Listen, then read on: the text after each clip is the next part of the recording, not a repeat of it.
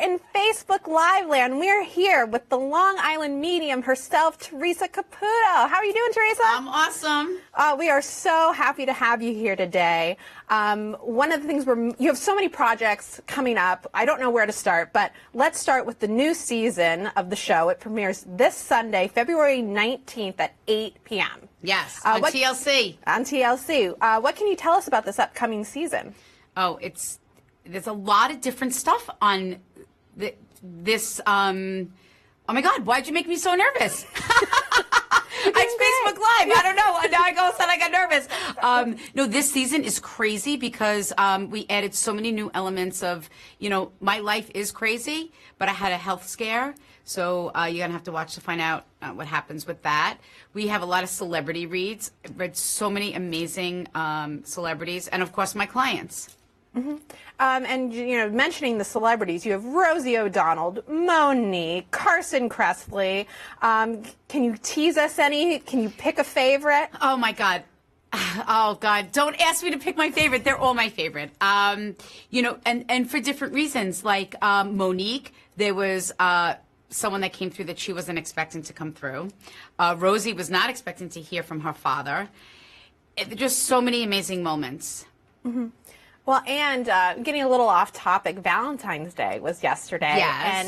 And not that you'll see out there in Facebook Live land, but Larry is here. How did you guys celebrate? We celebrated. We actually came into the city and had dinner. Larry bought me some beautiful roses, but he knows how much I'm always like, flowers is such a waste of money at Valentine's Day, but he bought me the flowers that last a year. So I was okay with it. So he bought me red roses, but they're going to last for a year. So we'll see. And just a reminder out there, we're taking your questions for Theresa. I'll kick one off with Kristen. Kristen wants to know, how long does it take you to do your hair? I knew it was going to be a hair question. It doesn't, well, for me, I would say maybe about 15 minutes. If you ask Larry, he's going to say 45, but it's 15 minutes. Mm-hmm. So, speaking of celebrities, what celebrity might we be surprised to learn has approached you to say that they're a fan? Can I say all of them? I mean, come on, let's be real here. I'm just Theresa Caputo from Hicksville. To think that a celebrity knows who I am, but more importantly, that they want a reading with me? I mean, come on. But I'm going to have to say the one that oh my God, they're all of them. I mean, Kim Zolciak, Bierman. I was surprised that she even knew who I was. Rosie O'Donnell, Jim O'Hare. Monique. I mean, she was so funny when she came to my house. She's like, I'm in Theresa's house. She was turning the water on in my kitchen. She's walking around the house. She's like, I can't believe I'm in your house. And I'm thinking, no, you're in my house. And another project you have coming up is your third book. Yes. The title is Good Grief, Heal Your Soul, Honor Your Loved Ones, and Learn to Live Again. The book comes out officially on March 14th. I was lucky enough to get an advanced copy, and it is wonderful. Thank you. Thank you. I mean, it's really, really going to help a lot of people. Yes. And that's why I did, along with all of my books.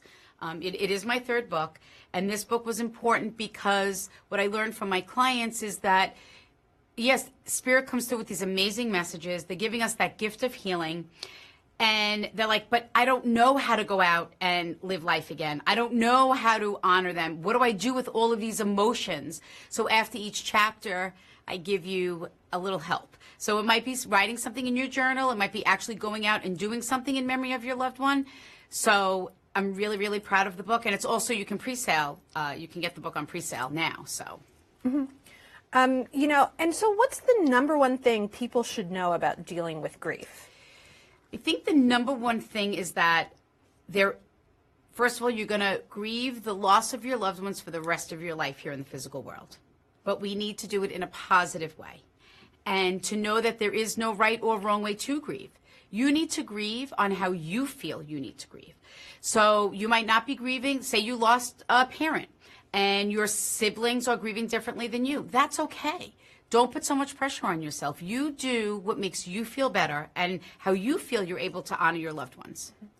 We have so much love pouring in through Oh, Facebook. I know. I have the most amazing fans. I love you guys. We have people watching from Maine, from Singapore, from New Orleans. Singapore! Come on. And just jumping to a couple questions from them. Get the one from Singapore. Come on. They just Singapore. said, hello, I love you from my Singapore. Let's see. A question from Terry. When you sense spirit, what does it feel like? Well, it all depends. If spirit, I sometimes just feel a sensation, and then they make me feel how they departed. So I might feel laboring in my chest, like I can't breathe. I might feel pains in my stomach, means that someone passed from something of the stomach. I might get a pain in my back.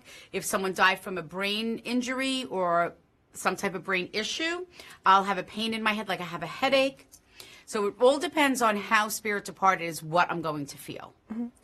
Sherry asks, what was your most surprising reading? Look, I don't mean to sound cliche, but they're all surprising because they're not all the same.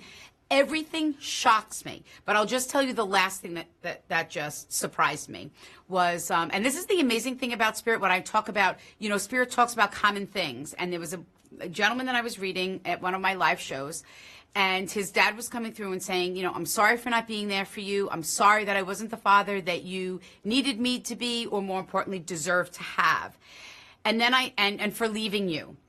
And then I asked the father to validate that, and he showed me the post office, and he said, ask him how he connects with the post office. Mm-hmm. So when I asked the gentleman this, he looked at me and said, I don't connect with the post office. And then his mom stood up and said, and reminded him that when his father at the age of 7 left him on a corner, abandoned him on a corner, it was in front of a post office. Because you might sit back and say, oh, well, anyone can say that I'm sorry I wasn't able to be the father that you deserved me to be or to have. And by just saying a simple thing of the post office, was pretty incredible.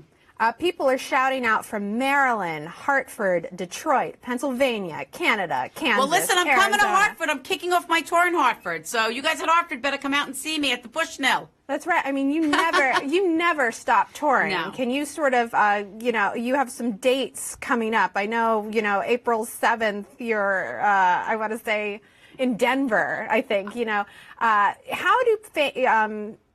how does the live experience of seeing one of your shows, what can fans expect from that? I always say it's like watching Long Island Medium live. I'm so proud of what we've been able to create at a live show because I have cameras that follow me around the theater. So I don't want anyone to ever be discouraged on, the size of the venue where I am, because no matter where you're seated, spirit is going to move me. So I get out on the stage, I give a quick speech on how I communicate in a large venue like that. And then just like Long Island Medium, I surprise people with readings. So spirit will just guide me around a venue. I just stop and deliver a message. Mm-hmm. We have a question from Catherine. Does spirit ever speak to you in a foreign language? I won't know the wording of the different language. I will just feel the energy is different. And I could just tell, it's just a knowing that they speak another language. Or spirit will just tell me, I speak a different language. Maria wants to know, do you get visions in your dreams? I don't. I really don't remember my dreams. And I don't get, I think what she's trying to ask if from what I'm interpreting it as like premonitions or things like that. I don't see things like that. I mean, I might get an uneasy feeling about something throughout a day and then find out that something like a tragedy might occur, but I never get like a clear premonition. Jesus wants to know, what do you do when spirits consistently bother you or won't leave you alone? Well, I learned a long time ago that when spirit does that, it's when I'm ignoring them. So that's why when you see on Long Island Medium, when I just walk up to someone, whether I'm in the grocery store or getting my nails done or out to dinner, because spirit is present. So when I ignore them, they keep bothering me. So if I just say whatever it is that they make me feel or sense, then they leave me alone. Just getting back to your book really quickly, Sure. At the end of each chapter, you have little exercises for Yes. people, which I think are called healing moments. Can you talk about that decision to include those in the book? I chose to do that because my clients were sharing with me, I don't know how to let go of these burdens. how it's great that my, mom came through and said, I want you to release all of these burdens and guilts to me, but how do I do that? And what I learned is that grieving is so personal. There is no right or wrong way. So I'm just kind of giving you some tools, some ideas and suggestions for you to be able to release burdens or guilt or let go of anything that you're carrying that is making you feel bad or sad about yourself or holding you back from the healing process. Mm-hmm. Yeah, and you also, there's sort of, in the introduction, you also provide like a how-to guide to read your book, which I thought was really interesting, that I really hadn't seen before. Can you talk about how people should read your book, Sure. Well, I did that because I felt that it was important. Again, nobody grieves the same. So there might be, let's hypothetically say there are 12 steps in grieving, but you might never feel the emotion of regret. You might never feel the emotion of a burden. Everyone is different. So I allow you to skip around in the book. And then you might then say, you know what? I didn't think I was carrying a burden. But after going through some of these, I'm going to go back to that burden chapter because now I really do need to read it. And that's why because again, it's giving you permission on how to grieve, on how you need to grieve. So by allowing you to jump around the book on chapters, if that's what you need to do, then so be it. Mm-hmm. And guys, we're sort of getting down to the wire, so I'm going to get in as many questions as I can before we go to the wheel. But Raquel wants to know, how do you stay sane on the road, on your, when you do your tours, with so much going around you? Yeah, that was something that I really had to adjust to, of just doing what's good for me, taking time for myself and learning how to rest. That was something that I really never knew how to do, was to rest and just kind of be and in the moment and zen and chill. I think that's what the young kids say today, chill. Yeah. Angela wants to know, are you doing any book signings prior to your live shows? I am. So there are tickets available for a meet and greet, a picture, and a copy of my book, which is signed by me. Mm-hmm. Dawn asks, just getting back to the topic of grieving, she wants to know, why does it take so long to grieve? You lost someone in your life that you love, and you're going to grieve them for the rest of your life here in the physical world, but the healing process is something different. So learning, being able to grieve in a positive way and turning it into something positive. The reason why the book is called Good Grief is because why does grieving have to be bad, or why does it have to be negative? Grieving should be something, celebrating. We're going to celebrate our loved one's life, even though we miss them. Yeah. People are just sending so much love. Again, Jennifer says, I love you, love your show, love how humble you are. You are a gift. Let's see. Megan wants to know, what is your workout regime? It's different every day. I do like a metabolical day. I'll do a cardio day, and then one day I'll do bis and tris. One day I'll do legs, chest, back, and shoulders. Some days I don't go. Let's see. On the super teaser, there is a little bit of a health scare that is sort of previewed. Joan wants to know, what can you tell us? How are you feeling right now? I'm feeling great. And I just went for a regular routine mammogram and sonogram, and they found something in my breast. So. Mm-hmm. Kimberly, this is our last question before we go to the wheel. Kimberly wants to know, how are your kids doing? They're awesome. They're amazing. Victoria's home. Larry lives in the city and working and being such a good boy. Well, that's great because they are a huge part of the show and your life. They're great. Yeah. And now we're going to bring in our wheel that is just magically appeared there. Magically. So when you're ready, give it a spin. Here we go. Okay, so that one is tattoo or yodel. If you have a tattoo, we'd like you to tell us about it. If you don't, we'd like you to do the Yahoo yodel. Well, you don't want to hear me yodel, so thank God I got tattoos. So, I'll do this one because it's easy access. It's Larry's name.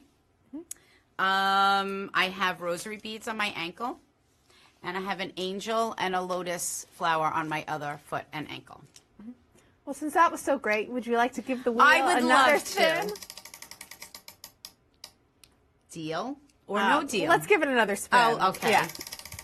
I did like the cheetah prints on there, though. Oh, so this is 2 truths and a lie.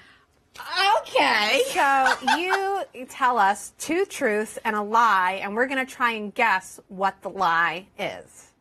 And this will Okay. be our last thing. The truth. Don't do them in the order of 2 truths and a lie. Right. Mix it up. So we No, have no. to Two. Okay. Okay.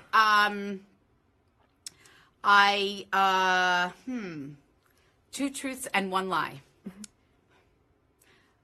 My favorite candy is peanut M&Ms. At my live shows, I eat food off of the floor, and I'm pregnant. Well, I think the lie is pretty obvious. Come on! Don't say that. Okay, let's see. Okay, Cheryl says the pregnancy is a lie. I think Cheryl might be onto something. You know what? I couldn't think of a lie. I'm not a good liar. Well, as we wrap up, we want to just remind viewers out there that the new season starts On Sunday, February 19th at 8 p.m. on TLC, but check your local listing. It's on TLC Sunday night. Be there or be square. It's going to be awesome. And your new book is coming out. My new book, Good Grief, Heal Your Soul, Honor Your Loved Ones, and Learn to Live Again, comes out March 14th, but you can pre-sale it now. And I go on a live tour starting March 17th. So look on my website at teresacaputo.com to see if I'm in a city near you. That's right. Thank you so much for being Thank with you. us It's here always today. awesome.